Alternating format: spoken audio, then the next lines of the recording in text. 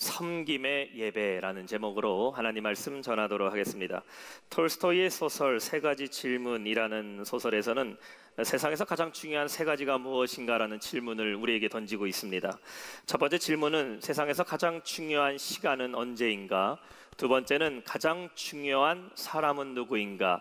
세 번째 질문은 가장 중요한 일은 무엇인가? 라는 질문입니다. 한번 여러분 생각해 보세요. 내 인생에 있어서 가장 중요한 시간은 언제고, 또 나의 삶에서 가장 중요한 사람은 누구이고, 또 여러분이 하는 모든 것 가운데 가장 중요한 일은 무엇일까요? 그리고 이 질문에 대한 답을 찾기 위해서 소설에 나오는 왕은 저명한 학자들에게 어떤 것이 과연 이 해답인지에 대해서 찾게 되지만 사실 그럴듯한 답을 찾지 못하고 있을 그때에 한 지혜로운 현인이 이러한 대답을 해놓게 됩니다. 가장 중요한 시간은 지금 현재이고, 가장 중요한 사람은 내가 지금 함께하고 있는 그 사람이며, 가장 중요한 일은 그에게 선을 베푸는 것이 가장 중요하다라는 말을 남기게 됩니다. 그래서 톨스토이는 이 책에서 오늘 내가 지금 누구와 무엇을 하고 있는가가 그 사람의 인생의 방향을 결정한다라는 것을 말하고 있는 것입니다. 우리에게 예배는 무엇입니까? 우리는 지금 예배를 드리고 있습니다. 예배는 하나님과 만나는 시간임을 믿으시기 바랍니다. 한번 따라해 볼까요? 예배는 하나님을 만나는 시간이다. 그러니까 우리의 인생에 있어서 가장 중요한 시간, the time이라고 말한다면 그것은 하나님을 예배하는 그 시간이라는 것이지요.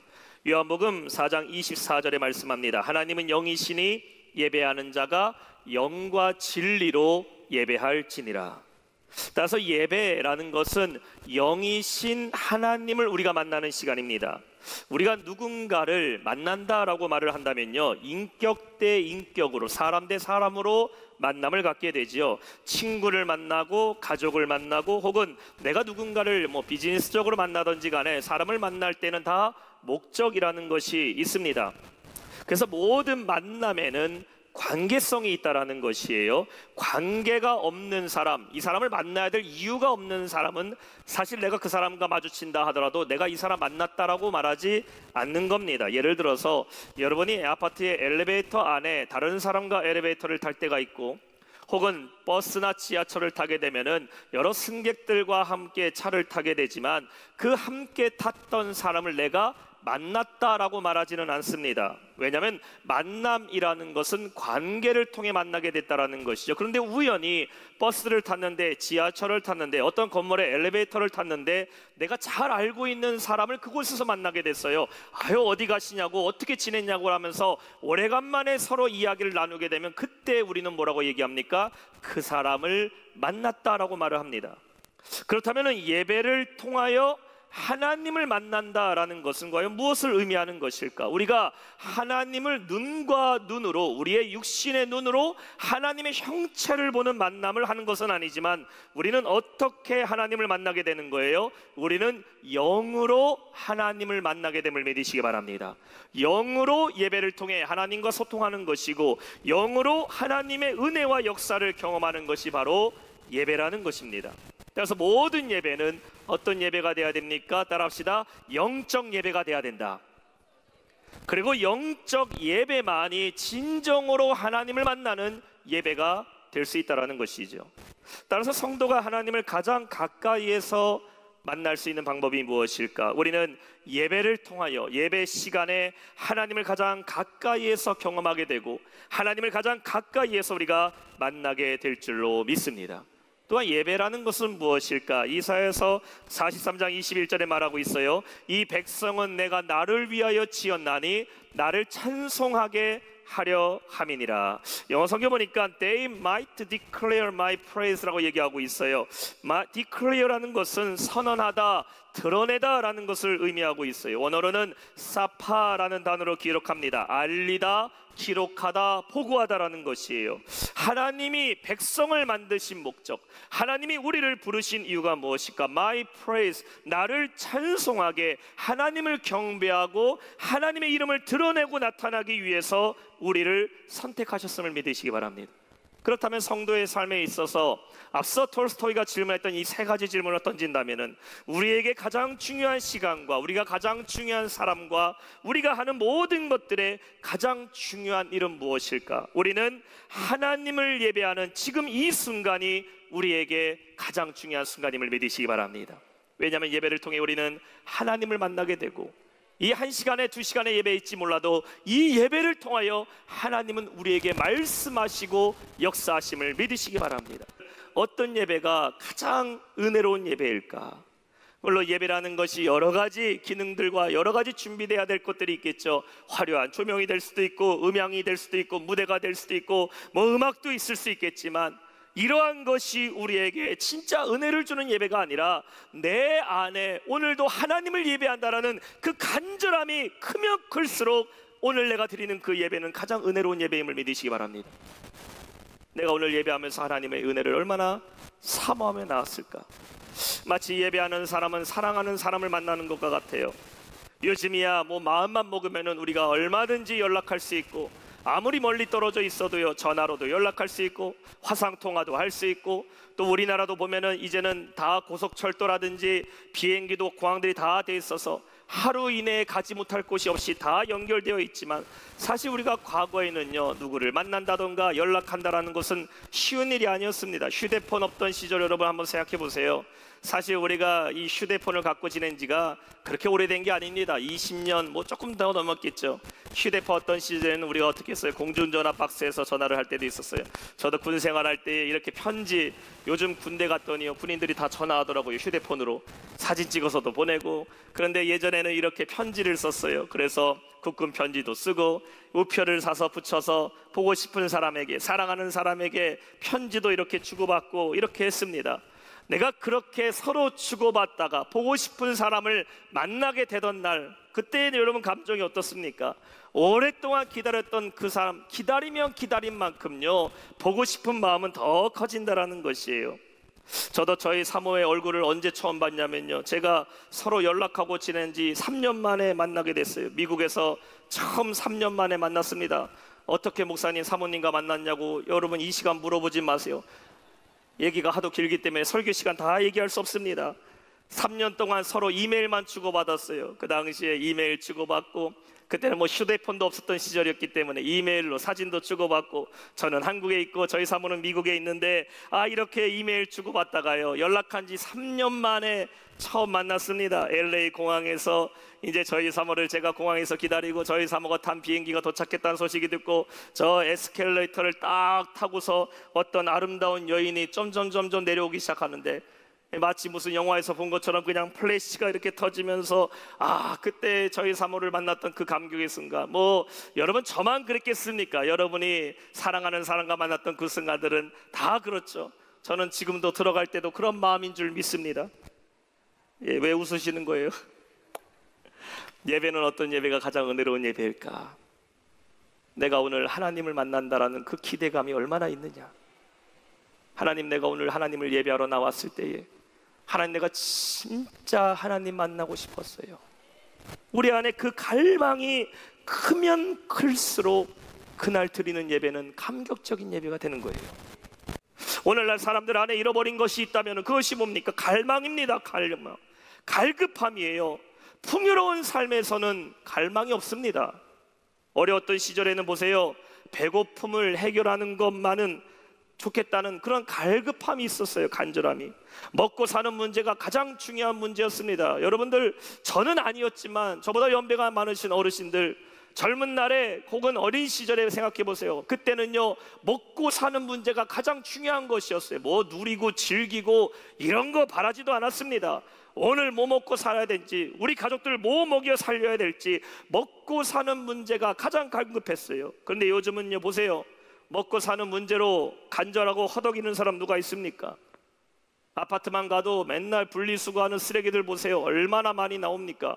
음식물 쓰레기들 보세요. 얼마나 많이 나옵니까? 처리해야 될 쓰레기가 많아졌어요. 이제는 먹고 사는 데에 갈급한 사람 없습니다. 또 법궤가 있는 성막에서 이스라엘 백성들은 무엇을 했습니까? 번제를 통하여 하나님을 예배했어요. 그래서 법궤라는 것은 하나님을 예배한다라는 것과 같은 의미예요.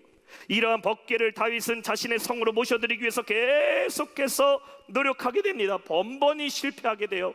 그러다가 이제 오베데돔의 집에서 하나님의 법궤가 있을 때에 그 집이 멸망하지 않고 하나님의 복이 임하셨다라는 그 소식을 듣고 다윗은 자신의 성으로 법궤를 모셔오게 되었다라는 것이죠. 다윗에게는 하나님을 모시고자 하는 뭐가 있어요? 갈망이 그 안에 있었어요. 오늘날 우리에게 법궤가 무엇입니까? 하나님의 임재가 무엇입니까? 사실 우리에게 더 이상 법궤는 필요하지 않습니다. 예배당에 법궤 놓지 않아도 됩니다. 히브리서 10장 19절 말씀과 같이 그러므로 형제들아 우리가 예수의 피를 힘입어 성소에 들어갈 담력을 얻었나니 우리는 예수 그리스도로 말미암아 이제 법궤는 필요하지 않고 우리는 직접 하나님을 예배하게 되었음을 믿으시기 바랍니다. 그러나 오늘도 여전히 우리에게 필요한 건 뭐예요? 하나님의 은혜에 대한 갈망이 있다는 거예요. 하나님을 만나고자 하는 갈망은 필요해요. 하나님을 예배하는 그 영적인 우리 안에 법궤에 대한 갈망이 있어야 하는 겁니다. 여러분이 드리는 이 예배가 하나님을 만나는 예배 되시길 주님의 이름으로 축원합니다. 하나님의 은혜를 갈망하는 예배가 되어야 돼요. 사슴이 시냇물을 찾아 헤매듯이 하나님, 내가 하나님을 만나기를 원합니다. 다윗이 여호와의 법궤를 자신의 성으로 모셔드리고자 애쓴 것 같이 이 시간 주님을 내 마음에 모셔드리고 하나님의 은혜를 구하는 예배 되시기를 주님의 이름으로 축원합니다. 여러분, 하나님은 우리에게 은혜 베푸실 준비가 되어 계셨음을 믿으시기 바랍니다. 하나님 이미 여러분이 예배당에 들어온 순간부터 오늘 여러분에게 주시고자 하는 그 은혜를 다 준비하고 계심을 믿으시기 바랍니다.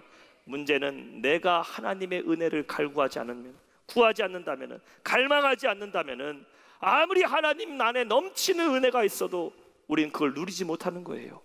그러나 갈망하는 자 하나님 반드시 만나주시고 오늘도 역사하심을 믿으시기 바랍니다. 그것이 하나님을 찾는 자에게 주신 은혜예요.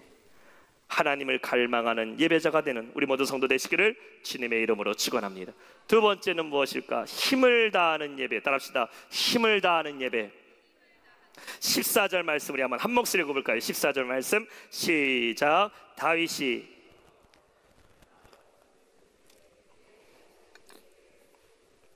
예배학의 권위자인 로버트 웨버 박사는 예배는 동사다라는 책을 쓰게 돼요. Worship is a verb라는 책입니다. 예배는 뭐다? 동사다. 그래서 예배라는 것은요, 정적인 것이 아니라 동사와 같이 동적인 예배가 돼야 된다. 이 책을 우리말로 살아있는 예배라는 제목으로 번역이 되었어요.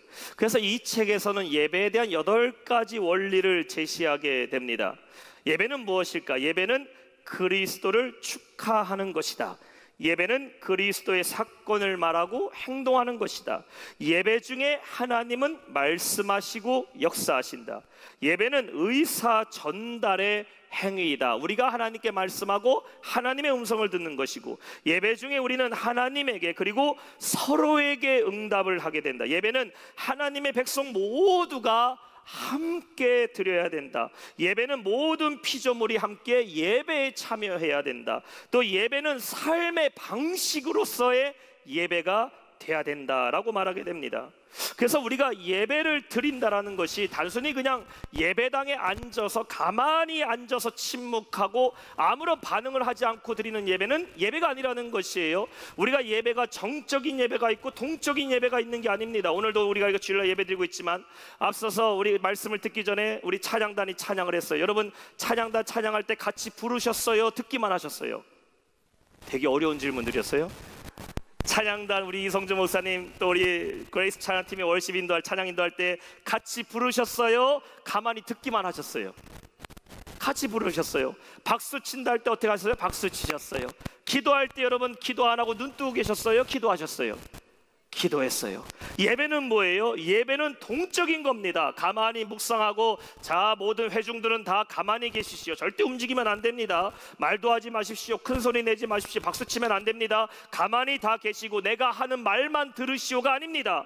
예배는 뭐예요? 반응한다라는 것이에요. 찬양에 반응하고, 기도에 반응하고, 말씀에는 어떻게 반응할까? 말씀에는 아멘으로 반응해야 될 줄 믿습니다. 아멘이 뭐예요? 그렇게 될 줄 믿습니다. 한번 따라합시다. 할렐루야. 그래요, 아멘이에요. 예배는 뭐예요? 동적인 겁니다. 벌브예요. 예배는 동사입니다. 멈춰있는 게 아니라 예배는 반응해야 된다. 하나님의 은혜에 반응하는 것, 나에게 주신 하나님의 영감에 반응하는 것. 제가 아프리카 콩고에 갔을 때 현지 교회 예배를 참여하게 됐어요.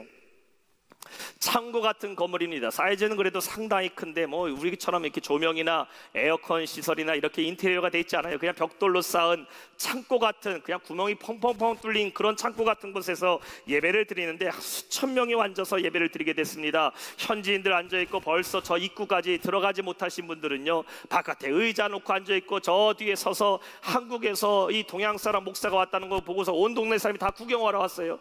아, 구경 와서 한국 사람 저렇게 생겼구나.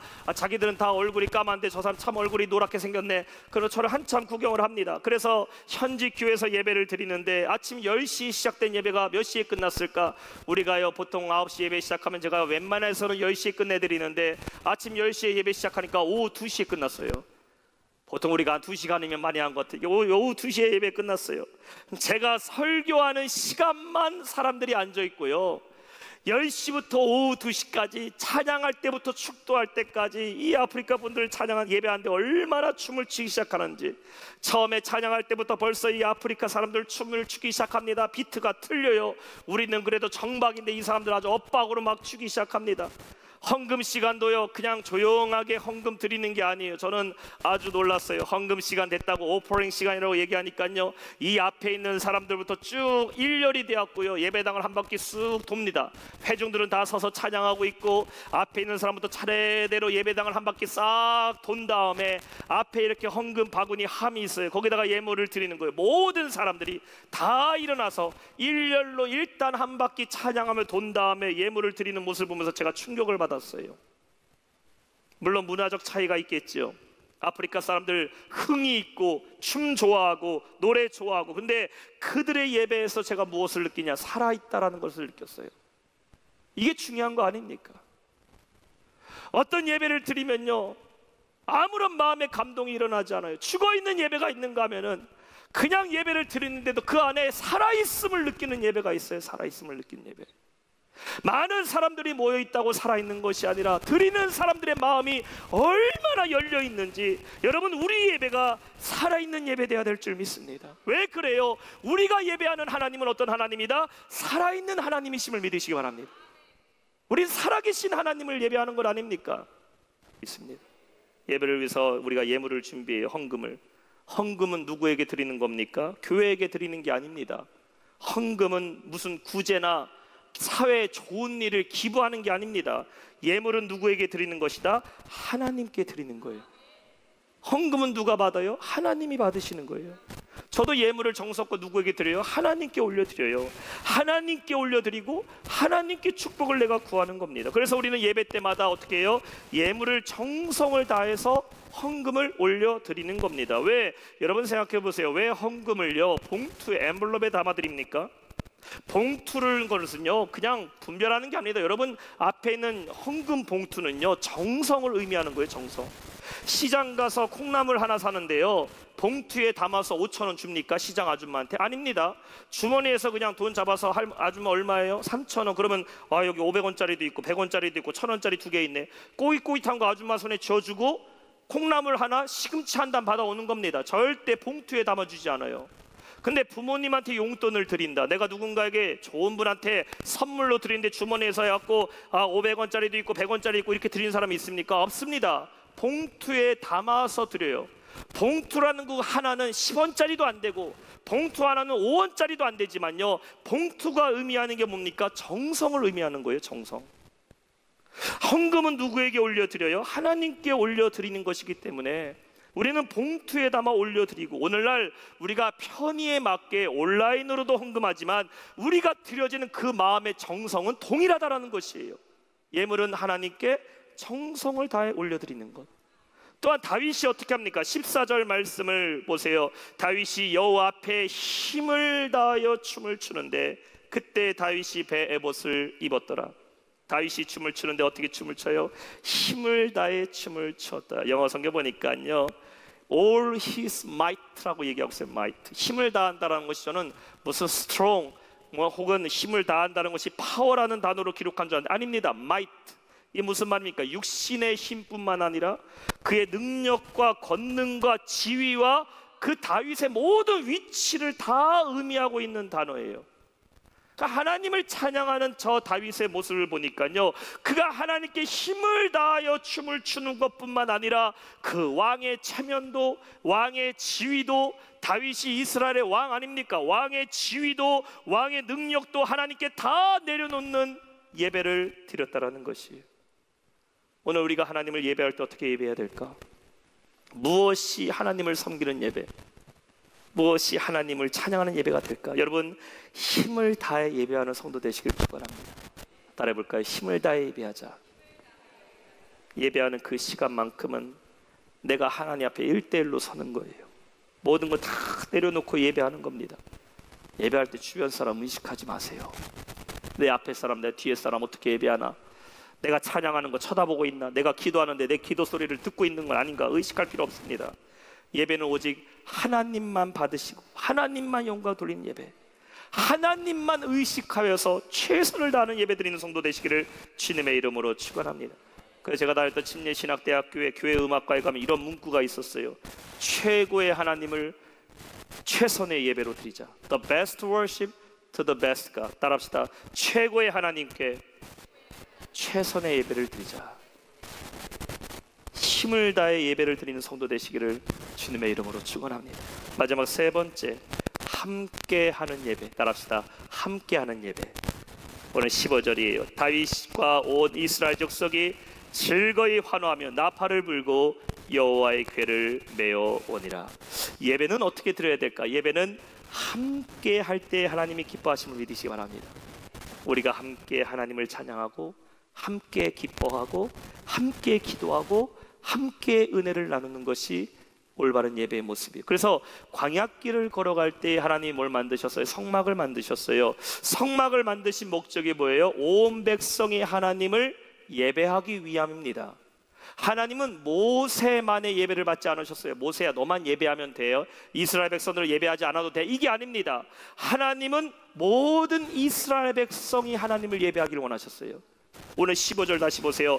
다윗과 온 이스라엘 족속이 즐거이 환호하였다. 다윗만 하나님을 예배하고 다윗만 하나님을 찬양하는 줄 알았는데, 다윗만 드리는 예배가 아니라 다윗과 함께 온 이스라엘 족속이 하나님을 예배했다. 예배의 힘이 여기에 있어요. 우리는 함께 예배할 때 그곳에 하나님의 역사하심을 믿으시기 바랍니다. 마태복음 18장 20절에 우리 예수님 말씀하셨어요. 두세 사람이 내 이름으로 모인 곳에 나도 그들 중에 있느니라. 함께하는 예배가 이어져야 돼요. 교회는 여러 가지 공예배가 있어요. 가장 기본이 되는 오늘 주일 예배, 또 수요일 저녁에는 수요일 낮에 1부, 수요 2부, 수요 예배가 있어요. 금요일 날은 금요 철야 예배도 있어요. 매일 아침 새벽에는 새벽 예배가 있어요. 교회는 계속해서 성도님들을 모으게 만들어요. 모여서 무엇하자? 우리 예배하자는 거예요. 예배하자. 또 소그룹으로 나눠지면 목장이 있어요. 목장 예배가 있어요. 목장에서 모여 뭐 하는 겁니까? 우리는 작은 예배를 드리는 겁니다. 모여서 기도 제목을 나누고 함께 말씀으로 모이는 거예요. 주일학교에 가면 주일학교 예배가 있어요. 유치부실에 가면 유치부 예배를 드립니다. 남성교회실 가면 남성교회 예배가 있어요. 장로회가 원래면 장로회 예배를 먼저 드립니다. 모든 기관도 다 예배로 모여져 있어요. 여러분, 가정도 마찬가지예요. 가정은 무엇이 중심이 돼야 될까? 가정은 예배가 중심이 돼야 될 줄 믿습니다. 여러분, 주보 보시면 예배 순서지예요. 우리가 주일 오후 예배가 있는 거 알고 계셔요? 오후 2시 예배 말고 주일 저녁 예배가 있어요. 주일 저녁 예배 보세요. 주일 오후는 뭐예요? 가정 예배입니다. 이번 주 가정 예배 보세요. 찬송가, 대표 기도자, 주보 말씀, 자녀를 위한 축복 기도, 주기도문 다 가정에도요. 뭐가 중심이 돼야 된다? 예배가 중심이 돼야 된다. 그때 하나님이 역사하심을 믿으시기 바랍니다. 하나님 모여서 예배하는 것을 기뻐하셔요. 우리가 모인 그곳에 누가 함께 하신다? 주님이 함께 하심을 믿으시기 바랍니다. 엊그제 비전 캠프의 마지막 날 100여 명이 넘는 성도들이 수양관에 모여서 그 밤에 뜨겁게 함께 찬양하고 기도하는데 얼마나 하나님이 뜨겁게 역사하셨는지, 이건 비전 캠프로 오신 분들만 느낄 수 있는 은혜이고 감동이에요. 여러분, 꼭 다음에 비전 캠프 이번에 못 오신 분들 참여하시면 놀라운 일이 일어날 줄로 믿습니다. 여러분이 오늘 예배 가운데 잘 오셨어요. 이곳에 하나님이 우리와 함께 하심을 믿으시기 바랍니다. 또한 우리는 함께 모이는 예배를 만들기 위해서 어떻게 해요? 계속 전도하는 거예요. 힘을 다해 섬기고 힘을 다해 찬양하고 힘을 다해 예배할 때 하나님 여러분의 예배를 받으실 줄 믿습니다. 마지막으로 함께 예배합시다. 힘들고 지칠 때 성전에 나오세요. 교회는 항상 예배가 있어요. 집에서 혼자 끙끙대지 마시고 예배 나오세요. 예배 나오세요. 함께 할 때 큰 능력 나타나게 될 줄 믿습니다. 마지막 때를 살아가는 우리 성도들은 어떻게 해야 살 수 있을까? 모여야 사는 거예요. 모여야. 모이기를 패하는 사람들은 다 흩어지게 돼 있어요. 그러나 믿음의 사람들은 그때 모여 예배할 때에 하나님의 능력이 우리 가운데 나타나게 될 줄 믿습니다. 하나님을 예배하는 이 순간 하나님이 지금도 우리와 함께 하시고 우리의 섬김의 예배를 통해 놀라운 기적과 역사를 오늘 이루어 주실 줄 믿습니다. 이 믿음으로 섬김의 예배를 하는 우리 모두 성도 되시길 주님의 이름으로 축원합니다.